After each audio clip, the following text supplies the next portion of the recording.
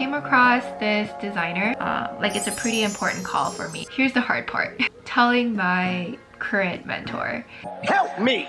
It's not you, it's me. My mentor is a girl. It's like an 언니. Oh my god! Hi, it's Estie. I have switched my mentor. What? Switched my mentor at DesignLab's UXA Academy. Oh my god. To be honest with you, I've been thinking about this for a while. I stuck with my mentor until now because I still valued his teachings. Sure. And I know that he's been with DesignLab for a really long time and he's teaching a lot of students. And I thought there has to be a reason why DesignLab pushes so many students to him, because he's a successful mentor. So today I'm gonna go over with you 3 things. Why I changed my mentor, how I did the mentor switch, and also how my first session with my new mentor went.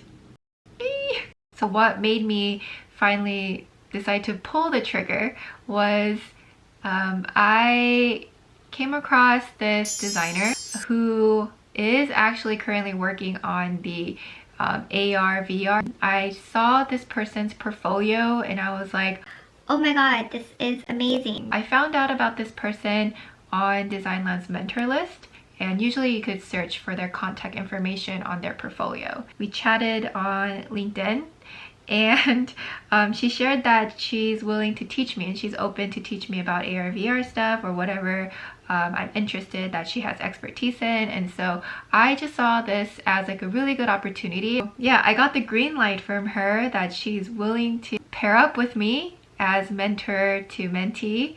And she was just like, I hope, you know, DesignLab pairs you up with me. And I'm like, cool, I'll let them know. But here's the hard part. Telling my current mentor. Oh no, oh no. It's not you, it's me.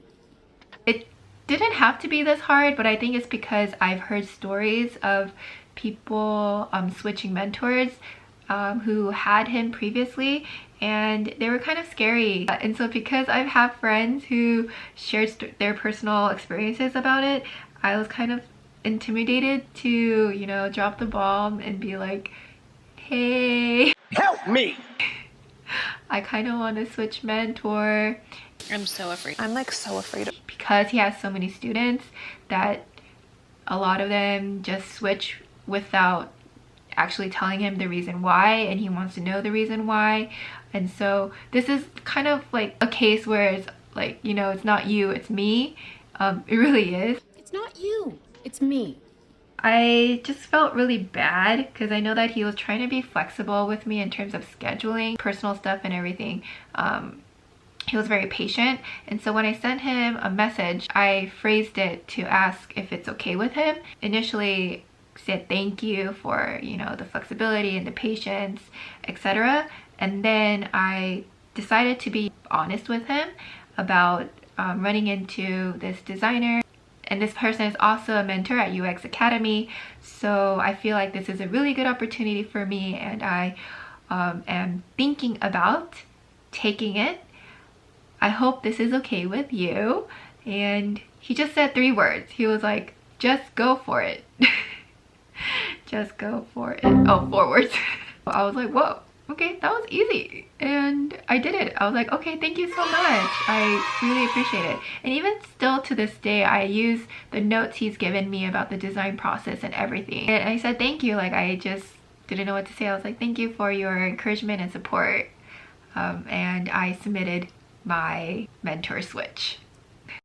So I already mentioned about a possible mentor switch. I was talking to DesignLab support team member on a phone call, and she emailed me a link to place the submission for it.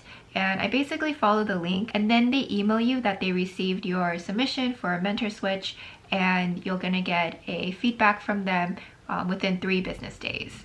So when you get onto the mentor switch request page, I'm reviewing it right now. It says that please note before we're able to honor your mentor switch request, we will investigate the situation and try and mediate a solution between you and your mentor. It's important to note that mentor switches are considered as a last resort, and we encourage students to be forthcoming with their mentors regarding any concerns they may have. Open communication is an important component of a productive mentorship, and we ask students to keep this in mind before requesting a new mentor. So I've been told this when I was having that phone call with DesignLab support team, and with my mentor specifically, because he's been in the game for so long, DesignLab doesn't necessarily need to go through this process with him, and they'll do it immediately. So that's why I was able to switch pretty quickly. Emphasized by writing out that I met this new mentor, and I also specified that my mentor's first and last name and what company my new mentor works in, and that I've already gone over this with my current mentor and my new mentor, and so both of them are aware that I'm going to be switching from one mentor to another. That's how I switched. It was pretty easy, and DesignLab did get back to me within 3 business days that I got a new mentor, and maybe because I specified that both parties, my current mentor and my new mentor, are all aware, that I was able to get my new mentor, just as what I hoped for. So that's how I switched.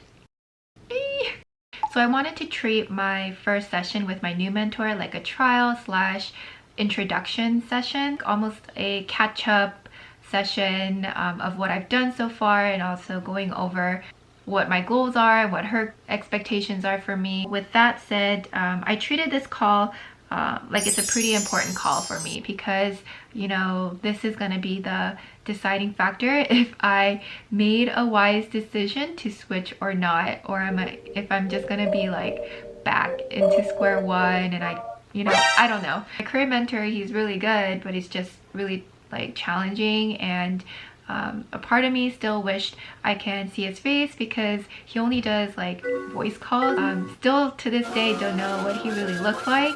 I guess I maybe crave for this interpersonal connection. The reason why he doesn't do face calls was that it was because he said that he's a really shy person. In the beginning, I totally understood him. I'm also an introvert. I am complicated. But because, you know, DesignLab is completely online based, just communicating to a blank screen was a little, I don't know, it kind of felt cold. It's just that everything had an agenda and its purpose for it. Like, I don't know how to explain it. Like, all in all, I kind of just hoped to have a little bit more of like a connection, or just wanted to know who I'm talking to. I could understand like why so many of his students who I've also talked with get really intimidated. I mean, I get intimidated too, but I still saw value and understood the reasons why he does what he does, and it's really to challenge his students. It's great.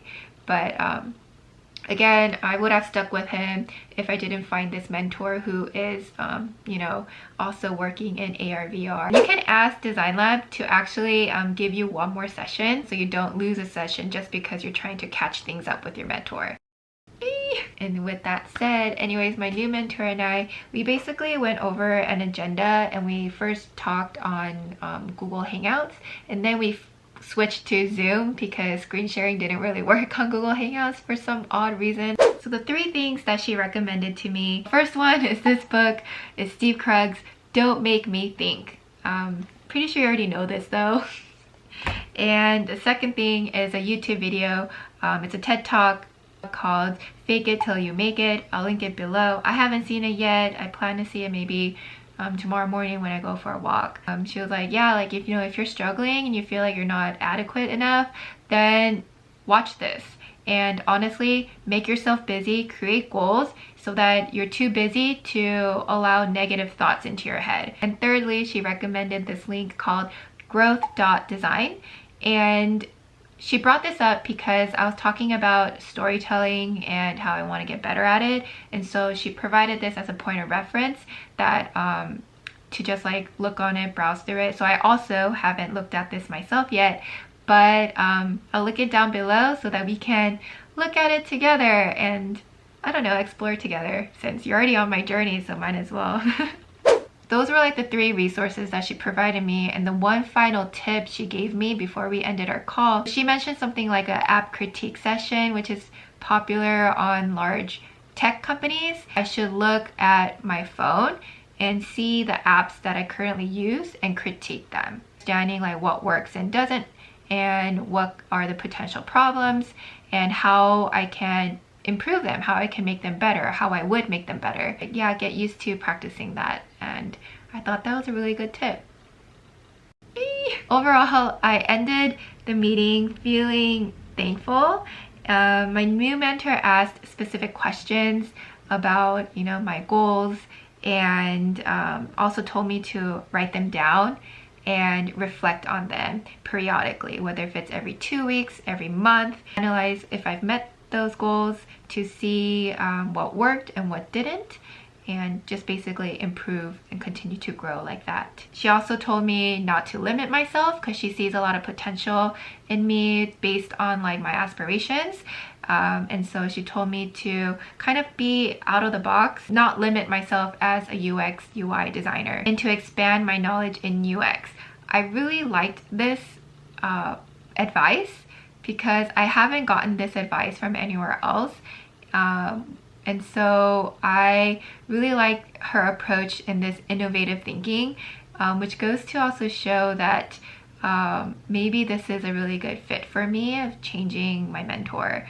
I felt a lot more inspired, and I haven't had this kind of like almost this heart-to-heart conversation in a really long time. She also told me that she personally applies UX in her life, and I find that really interesting. To be honest, I think I was most happy to find out that my mentor is a girl, and I don't know, it was really nice because I've always wanted this like older sister figure as my mentor.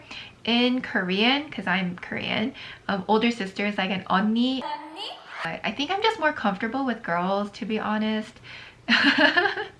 When my new mentor and I were talking on the screen, I was low-key inside like, oh my god, oh, it couldn't have been better. I do want to look up to her like an 언니. Again, this was like the first call, first initial impression, but so far so good. And we laid out our goals and expectations and whatnot, so like I'm feeling pretty good about it. Yeah, I'm feeling super thankful. I'm also feeling really lucky because she even said that if I reached out like even just a few days later, then she would have try to decline because she's getting really busy. And I think she only has like 3 students right now, or 3 or 4. So I kind of like that she's trying to craft a more personalized mentorship experience for me. I feel like it's pretty good. So I'm gonna continue to pray that it's a good switch. With that said, thanks for listening to this bit of my journey, and I hope that you guys have a really great Thanksgiving. I'll see you next time. Bye!